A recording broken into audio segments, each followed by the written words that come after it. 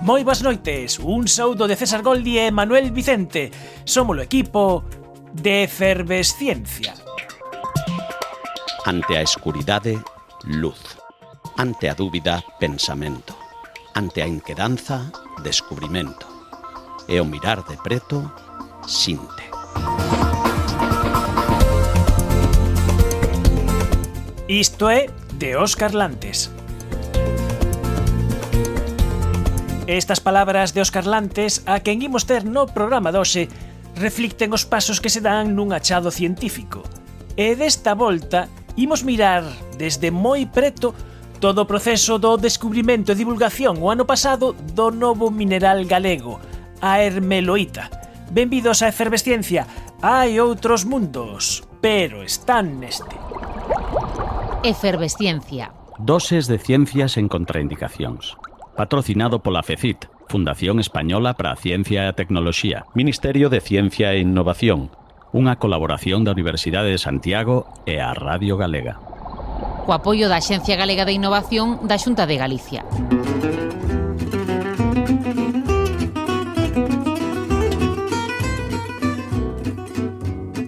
Hai escasas 4 horas saí o último número de Nature.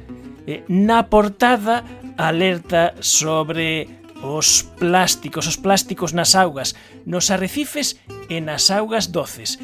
E esta é unha portada que ten algo de galega. Moisés Canle, moi boas noites. Boas noites, Manuel, como estás? Moi ben. Moisés Canle é director da Cátedra Mansa, Universidade da Coruña, e é un dos 5 investigadores galegos que asinan un dos 2 artigos científicos que dan sustento a esta portada de Nature. Como iniciastes esta colaboración con casi 80 científicos de todo o mundo para estudar os plásticos nas augas doces? Hai uns aniños, dende a Cátedra de Malsa UDC, decidiuse sumar a masa de auga que constitúe o embalse de Cecebre a un observatorio mundial que se chama GLEON, Global Lake Observatory Network, que é un esforzo colectivo de ciencia colectiva en todo o mundo para a observación de masas de augas continentais, ben lagos, ben en coros, non? Que poden ser en coros de todo tipo, dende para a produción de enerxía eléctrica ata para consumo de auga, como é o caso, por exemplo, do encoro de Cecebre, non? En relación con estos, neste esforzo colectivo que é o colectivo GLEON, decatámonos de que había bastante traballo sobre residuos plásticos nos océanos e nos mares, pero non tanto así en masas de augas continentais que están moi dispersas por todo o planeta, non? Entón, o que decidimos foi elaborar un protocolo común e único, e tanto para a mostraxe como para a análise dos resultados. Xuntouse un lote de xente, que son os autores deste artigo, entre eles 5 investigadores da Universidade da Coruña, que son os meus compañeiros Roberto Bao, Rafa Carballeira, Jorge Delgado e José Luis Cereijo, e eu mesmo, e, bueno, moita xente de outros países, e se fixo unha mostraxe extensa de 38 masas de auga en 23 países por todo o planeta. Todas esas mostraxes se fixeron exactamente seguindo o mesmo protocolo, e se procesaron os datos seguindo exactamente o mesmo protocolo. E esta é sorprendentemente, é a primeira vez que isto ocurre e que isto se fai así. Decidimos apuntar alto e analizar todos os resultados e enviálos a Nature, e esta foi a primeira decisión. Dixemos, a ver, isto é un esforzo único e a primeira vez que se fai por esta vía, ímolo mandar a Nature. Se nos din que non, pois iremos a outro sitio. E nos dixeron que si a primeira, e aquí estamos. E esta é a historia deste artigo, E despois coincidiu, afortunadamente, con que no mesmo número pois había un traballo sobre residuos plásticos en arrecifes de coral, e entón pois a revista foi un paso máis aló e decidiu que ademais íamos ser portada e que ademais ia facer unha editorial sobre os dous traballos combinados e, bueno, sorprendentemente e xuntaronse todos os astros, non?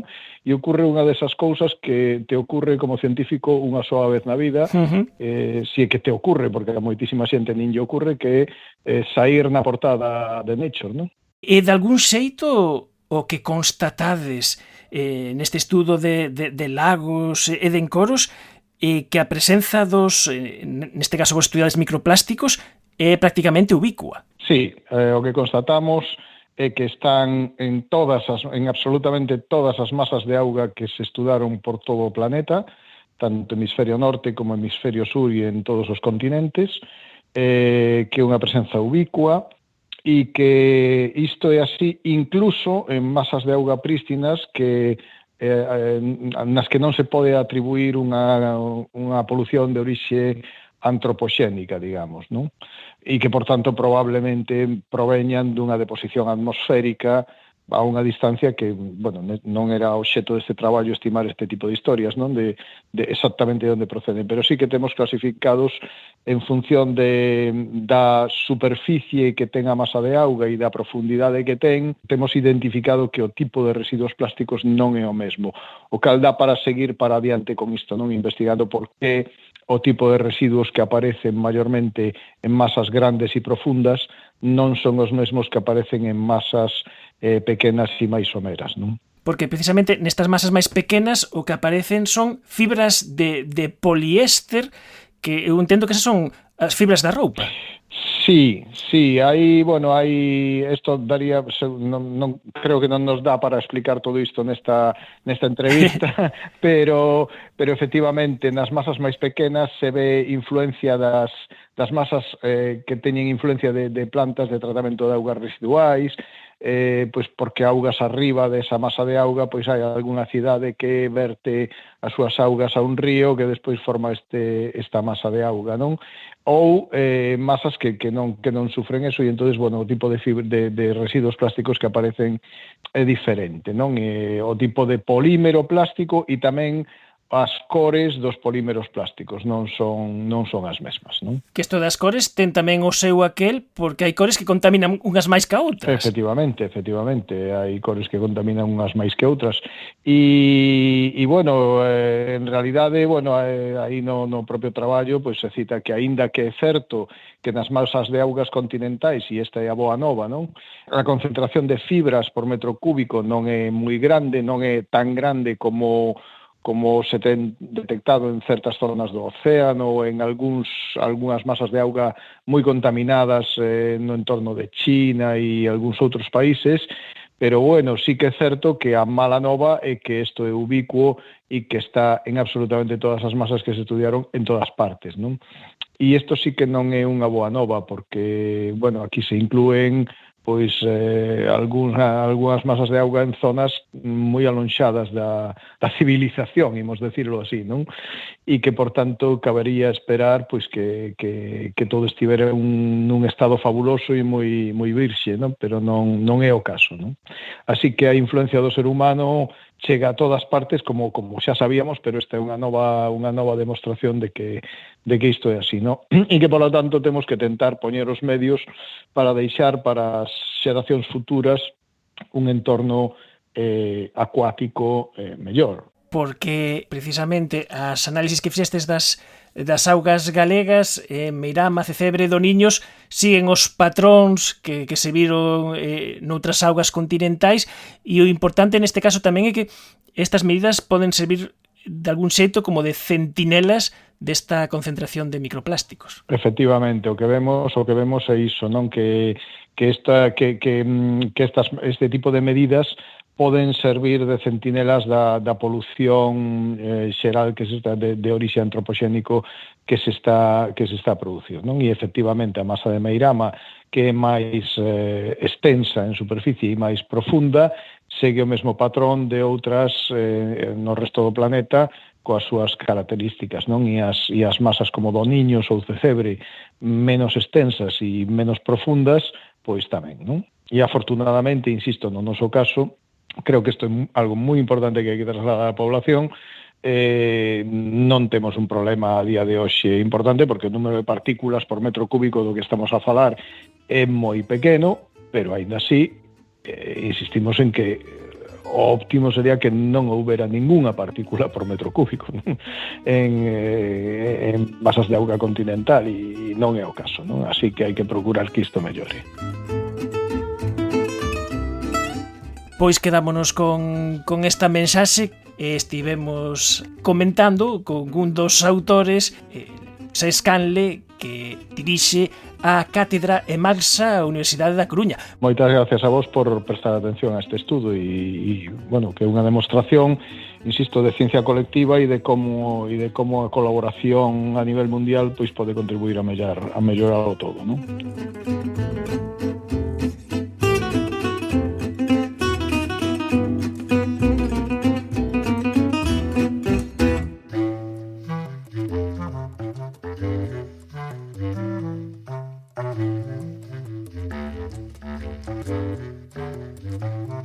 As cousas que nos encantan en Efervesciencia é coller o noso laboratorio portátil e ir onde está a ciencia, a comunicación da ciencia, a divulgación, os investigadores, e desta volta, esta noite, estamos en Santiago, en Fonseca, no Colexio de Fonseca.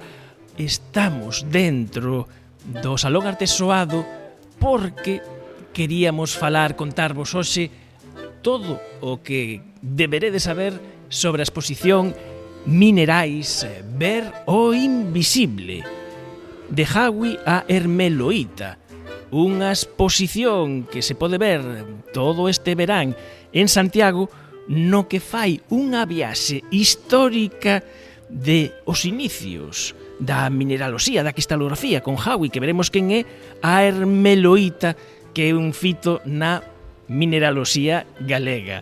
E temos, como sempre, a nosa mesa de convidados. Óscar Lantes, moi boas noites. Boa noite, que tal? Encantado de estar aquí. Óscar Lantes traballa na área de infraestructuras de investigación da Universidade de Santiago, na área de arqueometría, que xa nos terás que dicir o que é, e un pouquiño, pois foi quen argallou que esta exposición pudese dar lugar á luz. Ademais, teño que dicir que debe ser a única persoa no mundo que escoitou todos os podcasts de Efervesciencia un detrás do outro. Sí, efectivamente, e a verdad que son moi interesantes e como vos comentaba antes, non só para a sociedade, sino incluso para a propia comunidade investigadora, decir, porque eu mesmo, decir, descubrín que había moitos grupos de investigación que estaban facendo, bueno, pois decir, traballando en diferentes áreas e gracias a vos o programa, así que grazas a vos tamén. E vos, a xente que traballades na área de infraestructuras de investigación, levades facendo un traballo calado pero cotiá de divulgación de cousas que facedes, con moita relación coa mineraloxía, como decidides logo liar, por exemplo, o Museo de Historia Natural para iniciar esta aventura? Sí, bueno, realmente levamos moitos anos traballando e facendo investigacións en diferentes ámbitos e un deles en mineraloxía. E co museo levamos pois bastantes anos tamén traballando con eles, é dicir, analizando parte das súas coleccións tamén de aficionados de mineraloxía, é dicir, que tamén pois nos viñan a traer pezas para analizar. Entón, é un traballo que levamos facendo desde sempre prácticamente. Que pasa? Que, como dicías, é un traballo que queda un pouco interno ás veces, non? É dicir, que non ten como unha visibilización externa. Entón xa desde aí bastante tempo tiñamos moitas ganas de, bueno, pero isto temos que mostrarlo, é dicir, a comunidade investigadora, é dicir, que hai técnicos de investigación dentro da área de infraestructuras de investigación da USC, pois que realizan este tipo de traballo, non? E entón, pois a partir de aí houve unha oportunidade de unha convocatoria do Consello Social que sacou unhas axudas para proxectos de divulgación e aí dixemos, pois é a nosa, é dicir, eu teño recordo nese momento de falar co director do museo e veña, pois adiante, é dicir, xa. Pois o director do museo, Marcos González, tamén está aquí connosco. Marcos, moi boas noites. Boa noite. Aquí está un pouco neste Salón de Fonseca, un destilado das coleccións mineralóxicas do Museo de Historia Natural. Sí, verdadeiramente hai poucas pezas comparado ca riqueza que ten o museo en canto á diversidade. O museo ten un patrimonio mineralóxico impresionante. Aquí hai unha pequena selección delas, por lo tanto, os que sexan aficionados á mineraloxía, dado que isto, como xa se comentou aquí, non é exactamente unha exposición de minerais, sino que é outra cousa, pero aqueles que se achegan a mineraloxía co afán de contemplar pezas, cristais bonitos, aparte de visitar esta exposición, teñen unha oportunidade magnífica de visitar as instalacións do museo onde poden disfrutar toda a mañán vendo infinidade de minerais. Está connosco tamén Xoana Pintos Barral. Xoana, moi boas noites. Boas noites. Bueno, a Xoana tivemos a oportunidade de que estivese daquela nos nosos estudos na Facultade de Ciencias da Comunicación falándonos do seu libro Tiven a chave, a bicicleta e os 4 libros, no que falaba das pioneiras investigadoras científicas da Universidade de Santiago, pero ti profesionalmente traballas no Museo de Historia Natural. Pois sí, afortunadamente, é dicir, sí. Que debe ser un dos traballos bonitos que hai no mundo. Sí, un traballo moi fermoso. E ademais, Seica é a presidenta da Asociación de Amigos do Museo de Historia Natural. Pois sí, afortunadamente tamén é un traballo moi interesante porque fundamentalmente está enfocado á divulgación da ciencia, que é un tema que creo que todos os que estamos nesta mesa nos apaixona. Pois sí, totalmente. E ademais está connosco aquí de acompañante, pero bueno, queremos saludar, porque o mellor tamén quere dicir algunha cousa, Juanma Cutrín Lobato, que é conservador tamén do Museo de Historia Natural. Sí, boas noites, sí. Efectivamente, son o conservador do museo, sí. Que fan os conservadores. Podemos ter unha idea do que fan, pero o mellor a idea que temos non é a real. Pois é moi parecido ao Sí. que di a idea. É dicir, manter, conservar, facer todo o posible para que todas as coleccións e todo o material que hai dentro dos museos estén en perfectas condicións para organizar eventos, para divulgar e para ensinar. E a boa dicía que ia estar por aquí, e non a vexo.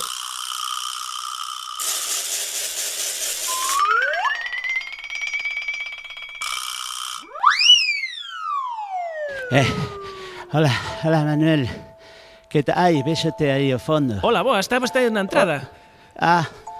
Mira, aquí... No, Conteme o que ve, anda, por favor, xa que chega tarde. No, isto debe ser un erro, porque a mí no GPS puxen, como me dixeron, antigo Parlamento de Galicia, pero isto de Parlamento ten pouco. O Parlamento foi hai moitos anos aquí. Vale, isto parece máis ben unha exposición. A ver, pon aquí Minerais, ver o invisible, de Jauia Hermeloit.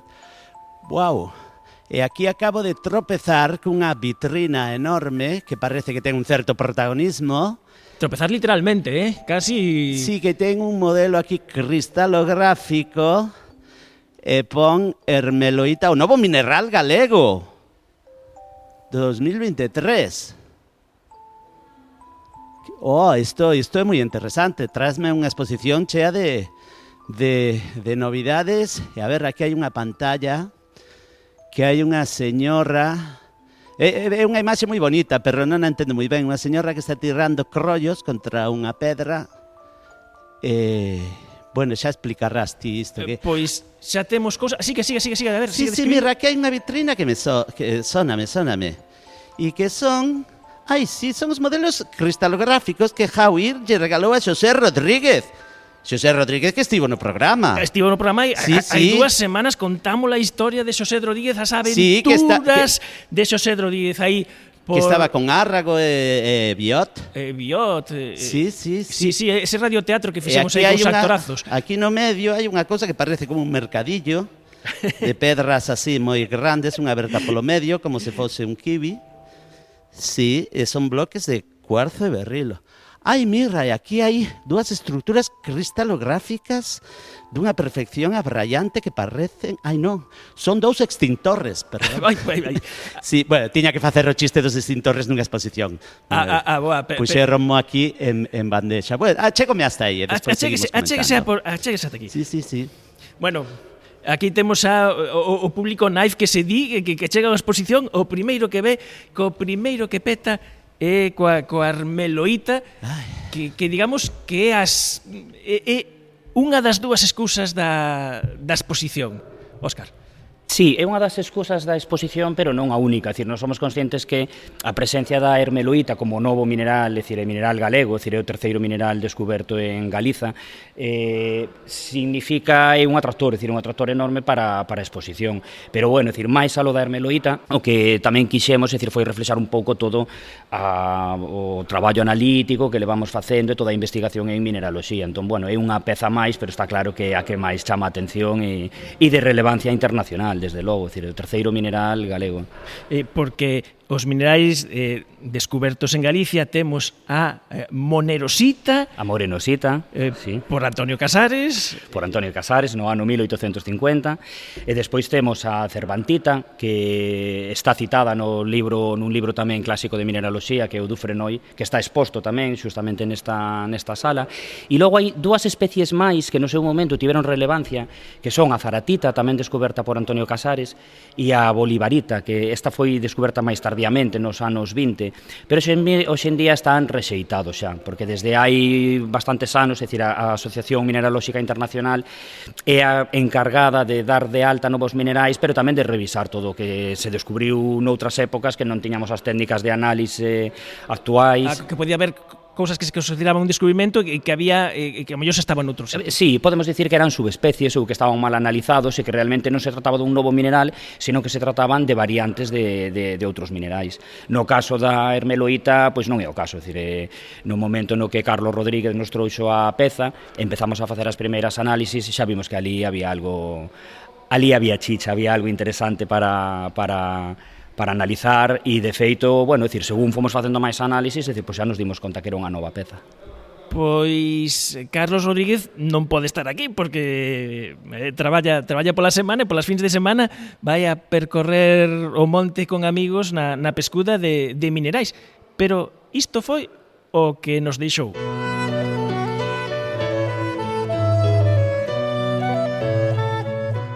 E a hermeloíta foi, bueno, vas facendo as túas amizades e tal, e atopei uns colegas que xa conozco de fai anos, na parte de Moaña. Entón, aí, bueno, pues hai unha serie de pegmatitas que están metidas no monte, vírgenes, o sea, non hai ninguna explotación, ¿no?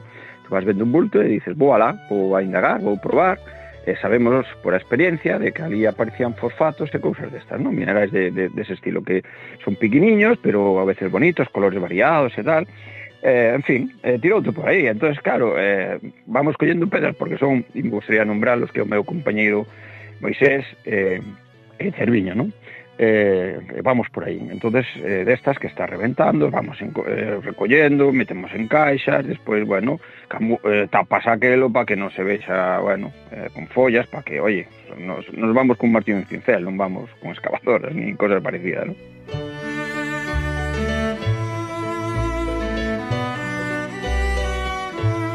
E despois en casa, pues vas vendo, repasando, limpiando, porque non é o mismo estar ali no monte que cando estás despois na casa. E había unha peza azul, incluída nunha matriz da pegmatita, que eu pensei que era un apatito, destos mal, como digo, mal feitos, mal paridos. E bueno, cando lle fixen por aquelo de probar, non? A ver se era apatito, por aquelo dicir, sentirme ben comigo mesmo e tal. E entonces aí, cando fixera algúns ensaios preliminares, vin que aquelo non era o que eu pensaba. Entonces, sabía que era un fosfato de aluminio e aí quedou a cousa, non? Entón, claro, un fosfato de aluminio onde hai fosfatos de ferro e manganeso, pois era un pouco extraño, raro e tal, pero non imposible. E entón, a partir de aí, colaborando, que xa levo colaborando tamén anos con a xente de Óscar en difracción de rayos X, pois, bueno, dixeron, no, isto non está nas bases de datos, e vamos a indagar. E a partir de aí foi como se descubriu o mineral de chiripa, non? E moitos outros que hai, porque de feito estou indo a outros sitios e atopamos xa dous que non están na base de datos. Entonces, pola composición e demais, dices, hostia, isto non cadra, sabes? O sea, isto non hai nada que teña esta composición dun elemento tan alta, e isto ten que ser algo novo, e non é dun análisis, en de dúas e de tres, non? E cousas así. Necesito con urxencia transfusión de efervesciencia. E falaba Carlos da xente de Óscar.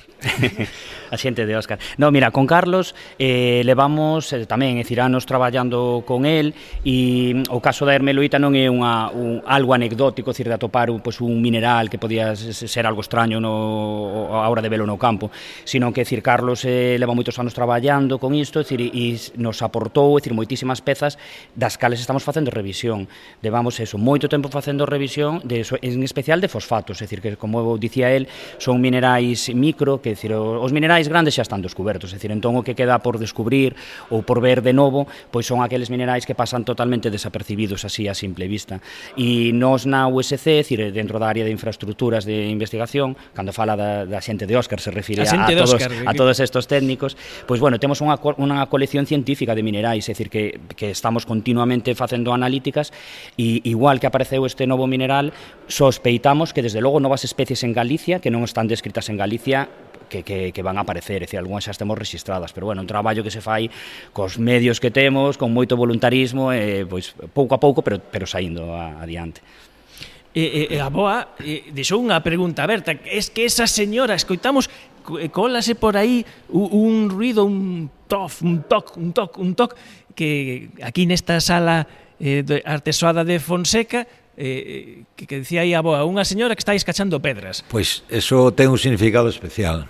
Cando se fala da ciencia, na orixen de moitas disciplinas científicas, sempre se menciona unha anécdota, unha especie de anécdota pola cual o que vai a ser o fundador desa ciencia ou que vai descubrir unha lei fundamental é coñecido, non? En este caso, o fundador desta ciencia da mineraloxía ou cristalografía foi un clérigo francés que chámase Agüí, é un personaxe, un persoeiro que o museo ten unha gran vinculación emocional e histórica, incluso tamén con José Rodríguez, do que falábamos antes. Por qué?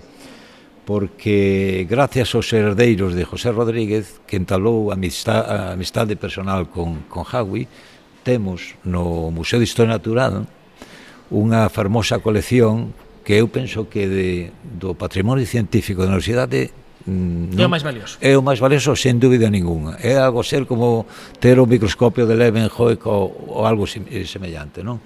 De feito, falase que hai algunha máis por aí, hai dúas máis, unha no Museo de Historia Natural de París, que está moi incompleta, incluso en malo estado de conservación, outra nun museo holandés que ten a mitad das piezas, é dicir, que esta é unha colección completísima, é completamente original. Nesta sala, na exposición, hai un pequeno armario que ten algunhas pezas que non son desta colección. A colección original está no Museo de Historia Natural, son réplicas, pero que reproducen perfectamente esas figuras xeométricas tan complicadas de facer, medindo con gran precisión os ángulos, con aparellos que, por certo, tamén están aquí, xunto cas pezas. Hai instrumental da época, que temos tamén aquí. En ese sentido, o museo é unha oportunidade importantísima para mostrar ao público cousas que habitualmente non pode ver no museo porque forma parte das coleccións e non están nas exposicións permanentes. Mira, e a señora do vídeo, a que está aí... Sí, pois a señora fixo o que lle pasou a Agüí, foi que Agüí era realmente un botánico, pero contan, probablemente con certo fundamento, que un día accidentalmente caeuselle o chan un mineral que era unha peza de calcita, e cando o mineral estoupou no chan observou que se fragmentaba, pero os fragmentos non eran anárquicos, sino que parecía haber unha especie de leyes xeométricas e que dentro do mineral había forzas que facían que os minerais cristalizaran de acordo con os modelos prefixados. Isto tornou o seu interés, deixou a botánica e decidiu empezar a investigar sobre os minerais, a ver esas formas xeométricas a que leyes obedecían. E o que fai a señora que está botando a pedra contra o chan é reproducir o que lle pasou a este científico, pero de forma accidentada.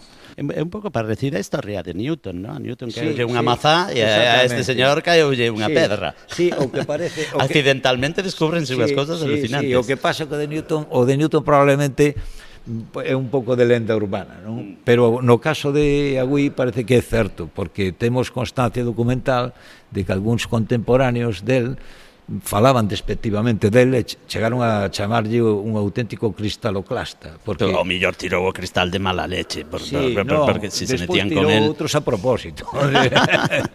Dixo, aquí hai un filón. Sí. Pois misterio resolto. E precisamente esta videocreación é obra de Mónica Mura, que por un lado, co-comisaria desta exposición, eleva toda a parte artística das instalacións que temos en Minerais Ver o Invisible. E isto foi o que nos contou os de Efervesciencia. Soy Mónica Mura, soy italiana, pero hace más de 21 años, casi 22, que vivo en España, precisamente en Santiago de Compostela. Así que me gusta decir que soy gallega de adopción. Soy artista interdisciplinar, soy performer y activista. Como artista, de hecho, una de las cosas más importantes que he decidido desde el momento uno tener en cuenta ha sido la de que esta tenía que ser una exposición tanto de ciencia como de arte o tanto de arte como de ciencia.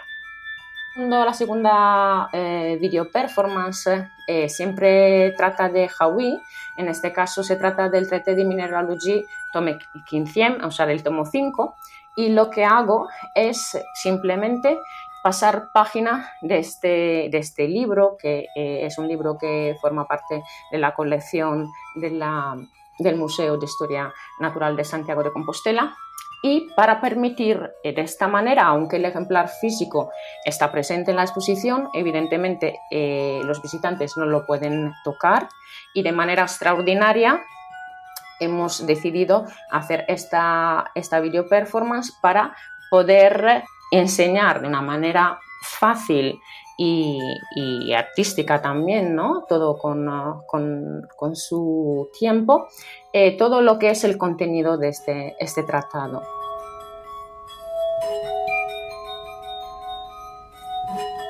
En mi caso, lo que he intentado es trasladar toda esta información a nivel visual para que tanto el visitante que viene de un campo científico se sienta, no se aburra, ¿no? Y que se maraville también delante de eso, pero que al mismo tiempo sea comprensible para cualquier tipo de visitante, también una persona que esté completamente fuera de este mundo, ¿no? Tanto del mundo de los minerales como del mundo del arte al mismo tiempo.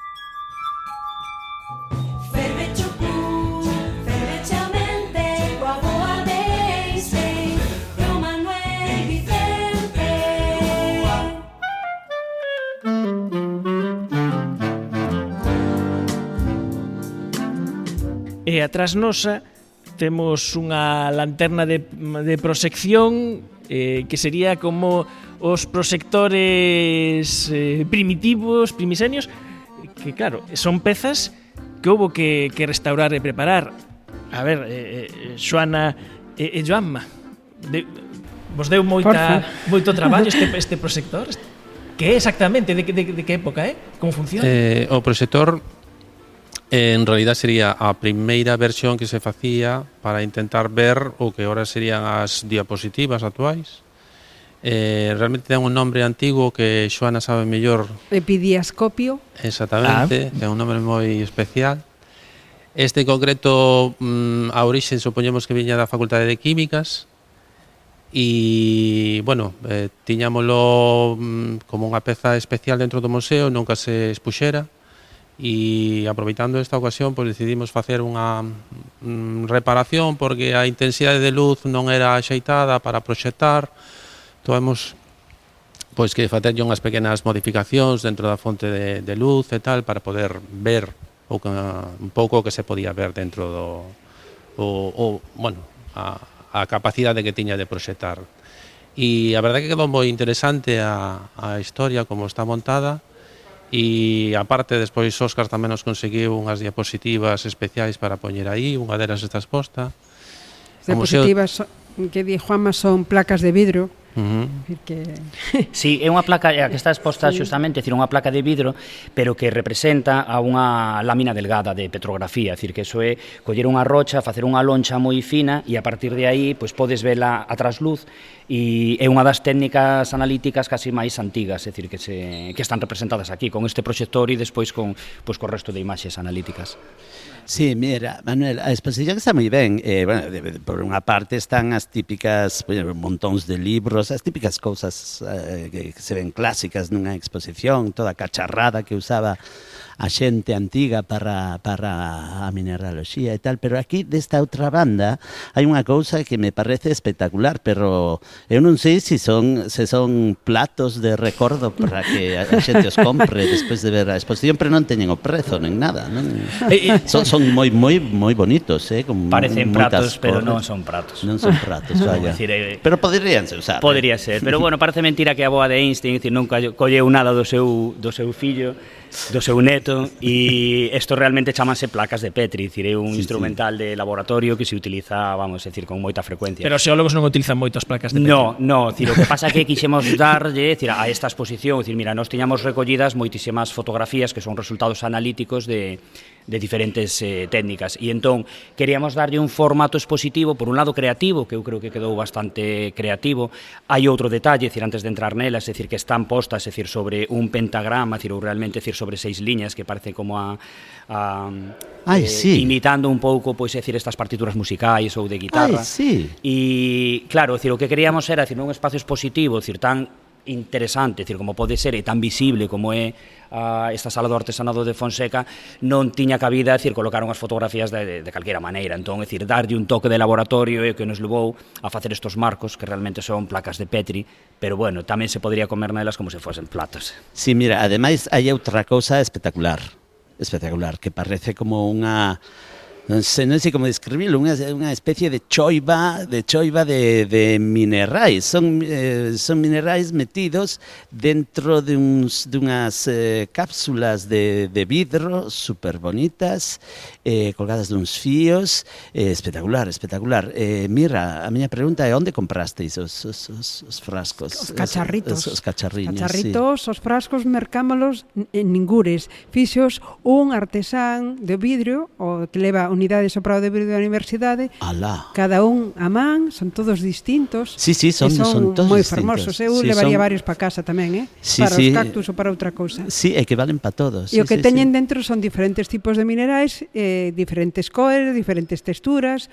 Fixemos unha selección así un pouco para que se viran os diferentes aspectos e cristalizacións e que a xente disfrutara desta variedade. Sí, é moito máis bonito que velos todos aí estendidos. Sí. Podes levar para casa, na típica colección destas que sala, anunciaban pola tele, ¿no? Sí, que curioso, que é moi pouco coñecido que a Universidade conta cun servicio de soprado de vidro científico. Eu, na miña vida anterior de investigador, cheguei a ser usuario dese servizo para os laboratorios de química que facían algúns instrumentos especiais que non se podían mercar en ningures ou que non había ningún catálogo, pois ibas aí ao soprador co deseño, tardaban un tempo e facían aí un pouco o que queres, que digamos que é algo que casi ninguén sabe que existe. Sí, José Ramón Ameneiro é un gran experto, e hai moi poucas unidades de soprado de vidro en España. Hai outro en Granada, pero moi pouca xente. E tivemos de feito a sorte de poder envolvelo neste proxecto, decir, para que nos fixera pois estes recipientes, decir, un pouco para reivindicar tamén, decir, este soprado de vidro artesanal e para darlle un formato expositivo interesante. Moi ben pensado, sí, señor. E como ten de todo, ata tedes banda sonora propia.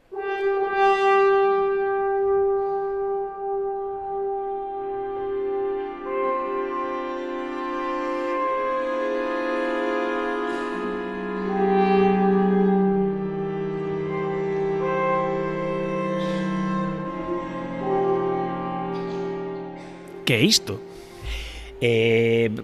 a sala o merecía, é dicir, de feito pensamos, é dicir, que tiña que ter unha paisaxe sonora, é dicir, e queríamos que fose algo, pois que fora unha música, é dicir, inquietante, é dicir, unha música que tamén desenvolvera un pouco entusiasmo, é dicir, pois bueno, unha música que fora acorde, é dicir, cos elementos expositivos.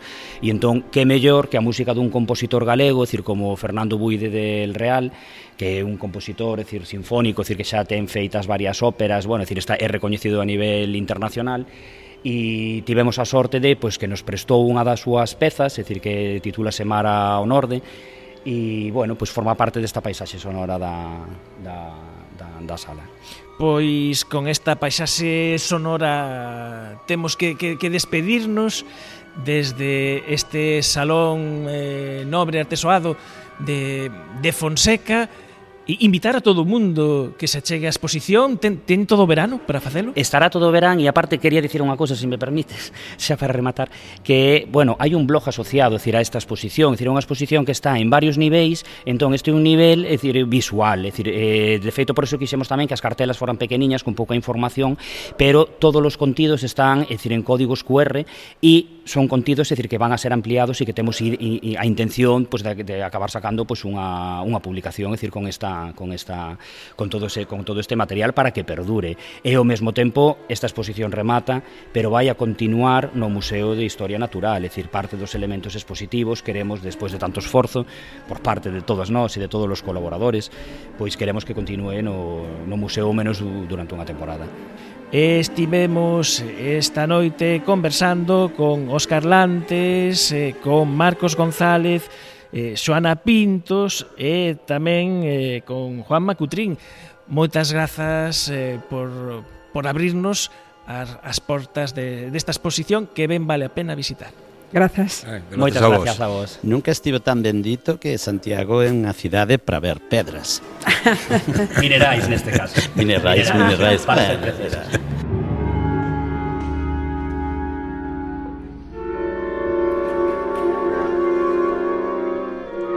E casualmente, para a última historia deste Efervesciencia, ímonos ir ao Museo de Historia Natural da USC. A ciencia, na Radio Galega.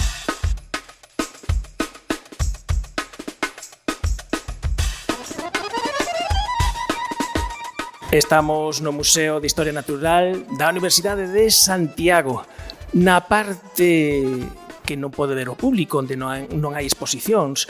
Hai, de feito, vitrinas antigas, aquí fanse os obradoiros, e está connosco Agustín Merino García, que é catedrático de Edafoloxía da Universidade de Santiago. Agustín, moi boas noites. Hola, moi boas noites. Agustín é un dos organizadores dunhas jornadas que se están a levar estes días a cabo en Santiago, que son un obradoiro que se chama Educar para convivir co lume. Que son estas jornadas e a quen van dirixidas? Pues va dirigida precisamente a todo el público, porque lo que queremos es que los investigadores pongan en conocimiento del grave problema de los incendios y que se implique a toda la población. Entonces son unas jornadas en las que los propios estudiantes aprenden enseñando a la población el problema de los incendios, que los medios que existen ahora mismo técnicos no son suficientes y tenemos que aplicarnos toda la población aprendiendo de lo que los científicos han averiguado durante décadas de cómo tratar los bosques y cómo restaurarlos después de los incendios. E ademais os lumes forestais é un fenómeno que coa mudanza de cambio climático e da contorna é unha cousa que sabemos que van a ir a máis sempre. Sí, precisamente por eso le llamamos educar para convivir con el fuego, porque sabemos que no es un hecho puntual, sino que al igual que en otras zonas donde son irremediablemente frecuentes los terremotos, nosotros irremediablemente vamos a tener incendios durante bastantes años por el uso antiguo que le hemos dado y por el uso presente que estamos dando al terreno. É unha parte na que nos fixamos pouco, cando pasan os lumes, sempre hai unha contaxe de cantas son as hectáreas queimadas, hectáreas forestais, pero hai outras cousas que non vemos, hai unha biodiversidade que non vemos e tamén o que casi ninguén ve son os solos. Sí, en efecto, a mí me gusta que me la preguntes esta cuestión, Manuel, porque todos tenemos, especialmente en un ambiente como el de Galicia, la sensación de que el ecosistema se recupera, porque lo que vemos es que la parte verde pues sí que se cubre, pero si indagamos un poquito más veremos que lo que hemos hecho, lo que ha hecho en este caso la naturaleza ha sido pintar solamente de verde por encima. El daño que existe en el suelo, ese daño irreparable, está aí e non se ha ido. Neste obradoiro, Educar para convivir co lume, tedes de convidada especial a Laura Reyes Sánchez. ¿Quién é Laura? Pues Laura es una eminencia en el mundo científico de los suelos, es una persona que ha liderado la presidencia de la Academia de Suelos a nivel de Iberoamérica y ahora mismo lidera la Academia a nivel mundial. Es la máxima autoridad en aspectos de ciencias de suelo.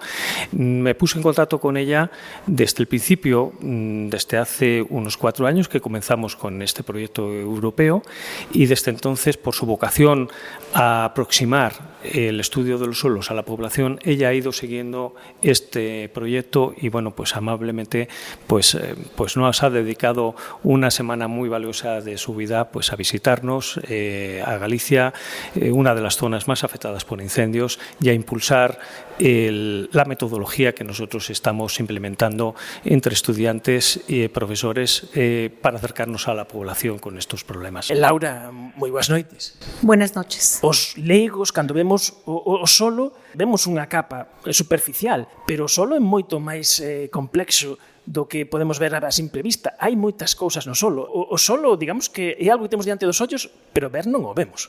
Claro que no. El suelo está total y absolutamente vivo. Lo que vemos por fuera no es nada en comparación con lo que hay dentro. La comparación más efectiva que hace la FAO es que en una cucharada cafetera, una cucharadita pequeña de suelo, hay un mayor número de organismos que no logramos ver, microorganismos, que en número mayor al número total de habitantes en este planeta. Entonces, esa es la importancia del suelo. Cuando nosotros perdemos un suelo por un incendio forestal, no solo estamos perdiendo a ese suelo fértil que produce toda esa gran cantidad de vegetación, sino estamos perdiendo toda la vida interna, toda una gran cantidad de organismos que mueren junto con el suelo, con su fertilidad, y por tanto estamos destruyendo cadenas alimentarias indispensables para la existencia de la vida en el planeta. Todo esto que nos contas son cousas que se comentan moi superficialmente no ensino, na educación. Os profesores ensinan a falar do sistema do aire, da auga, pero aí falta o solo. É fundamental ensinalo e que os alumnos asimilen a importancia dos solos. Sí, por supuesto. La enseñanza del suelo siempre debe de ir ligada a los otros dos elementos esenciales para la vida, el agua y el aire. Lo que no se dice y lo que es indispensable decir es que sin el suelo no existen los otros dos. Cuando nosotros no tenemos un suelo fértil, entonces, ¿qué significa? Pues significa que hemos perdido unas partículas pequeñísimas de un tamaño que llamamos coloidal y que son las únicas partículas inorgánicas y orgánicas que tienen la capacidad de retener agua en contra de la acción de la gravedad. Por eso en el campo el agua originalmente se extraía de los pozos y bueno, en muchos lados aún se hace, ¿no? ¿Por qué hay agua dentro del suelo retenida en contra de la gravedad? Gracias a estas partículas químicas de esta dimensión tan pequeña, que la podemos decir en general como fracción coloidal. Pero cuando esas partículas se pierde esa capacidad de retener agua, y al no retener agua, los nutrientes, es decir, los iones nutrientes de toda la flora, pues se pierden junto con esa agua. Un suelo que no tiene agua y no tiene nutrientes disueltos en el agua, pues es un suelo no fértil. Si el suelo pierde eso, las plantas no pueden crecer. Si las plantas no pueden crecer, no hay que comamos los animales, porque finalmente somos un animal más. Entonces no solo perdemos la comida vegetal, sino también la comida animal. Pero además, aunque el sol salga diario, si no existen esas plantas, no hay fotosíntesis. Entonces es todavía más grave el problema porque no hay forma de que el dióxido de carbono que emitimos lo consuman las plantas y a través de la fotosíntesis nos regresen oxígeno respirable. Entonces, si no hay suelo fértil, no hay agua bebible y no hay oxígeno respirable. Entonces, bueno, no hay vida sobre la superficie de la Tierra, es así de sencillo. Y eso es lo que la gente no entiende, porque no se lo sabemos explicar los científicos, porque los maestros también lo desconocen e al desconocerlo los maestros non poden enseñarlo. Que foi o que das cousas que che foi contando Agustín, das cousas que facían, de como este proxecto precisamente quería ensinar todas estas cousas, que foi o que te chamou a atención, que fixo que estiveses aquí? A mí me interesa por sobre todo la educación, para mí es muy importante. No es que la investigación sea despreciable, simple y sencillamente que la investigación tiene que servir para algo y ese algo es para enseñar a la gente a vivir mejor, a tener una mejor condición humana y un mejor entendimiento de el sitio en donde vive, el ambiente en donde vive, para poderlo preservar. Entonces, bueno, personalmente para mí es algo indispensable, pero por otro lado, como presidente de la Unión Internacional de la Ciencia del Suelo, la educación es una prioridad. Para la USS, que es como se abrevia el nombre de esta Unión Internacional de la Ciencia del Suelo, son dos los objetivos primordiales a cubrir. Y el primero es parar en todos los sentidos la desertificación. Y una de esas formas, la desertificación del planeta, y una de esas formas es a través de los incendios forestales. No es la única, porque también los suelos se degradan por salinidad, por sodicidad, por contaminación, en fin, de muchas maneras. Para nosotros entonces en la USS el objetivo principal es parar esa desertificación, esa degradación del suelo en el planeta, y para poder parar esa degradación estamos claros en que el objetivo inmediato, el objetivo prioritario, es educar y concientizar a la ciudadanía, porque bueno, la USS reúne a nivel mundial cerca de 65,000 científicos en 70 países diferentes, pero si tú lo comparas con con el número total de habitantes en el planeta, pues el número de científicos de la ciencia del suelo es inferior al 1% de la población mundial. Eso significa nada, y por tanto esa pequeñísima parte de gente que sabe el valor del suelo no tiene la capacidad de frenar esta degradación. La única manera es que sea una tarea común a nivel ciudadano, y para ello a la gente hay que informarla, número uno, pero después de la información lo más importante es educarla y concientizarla para así en el largo plazo generar una cultura diferente, una cultura de preservación. Entonces, la educación es la prioridad. Laura Reyes, moitísimas grazas por estar cos de Efervesciencia este anaco desde o Museo de Historia Natural de Santiago. Moitísimas grazas. No, muchas gracias a ustedes por la oportunidad de dirigirme a los ciudadanos. Ojalá que sea de su interés. Agustín Merino, parabéns polo obradoiro e moitas grazas por vir e traer a Laura. Nada, muchísimas gracias a vosotros.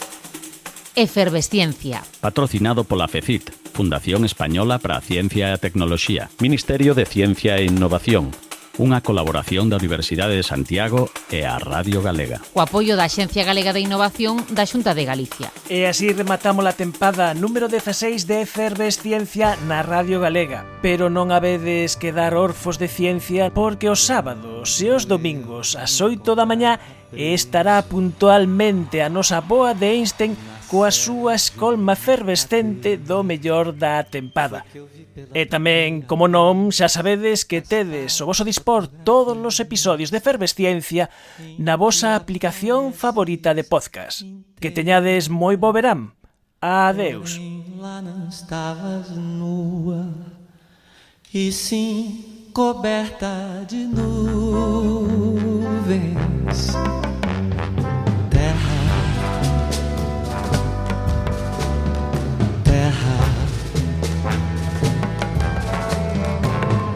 Por mais distante, o errante navegante, quem jamais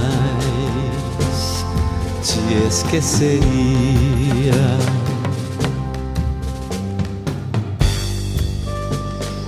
Ninguém Suponha morena dentro da estrela azulada, na vertigem do cinema. Mando um abraço pra ti, pequenina, como se eu fosse o saudoso poeta e fosses a Paraíba. Terra, terra, por mais distante, o errante na